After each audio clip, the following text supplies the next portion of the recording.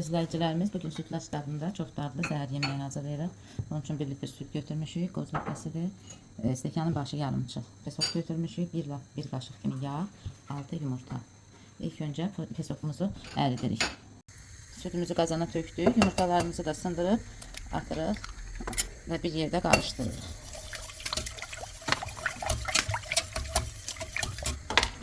Ona kimi də pesokumuzu əriməyə buraxırıq. İlk öncə pesoka qaşıq vurmaq olmaz. Çox az xodda pesokumuz əriməlidir. Pesokumuz karamel olmağa başlayır. İndi buna bir qaşıq yağımızı da atırıq. Yavaş-yavaş qarışdırırıq.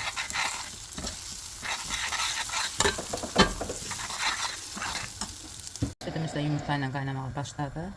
İndi qablara tökürük. İlk öncə karamelləri hərəsinə bir qaşıq olmaqla tökürük qablarımızın dibindən. Sonra da qarışımımızı tökürük. Qoyuruq qabaqcadan 150 dərəcə istidə soğuqlaya. 1 saat yarım pişəcək. Şirniyyatımız hazırdır. Üzəri bu cür qızarsa daha dadlı olur. Üzərinə qozumuzu tökürük. Süfrəmizə hazırdır. Siz də hazırlayın. Xoş olsun.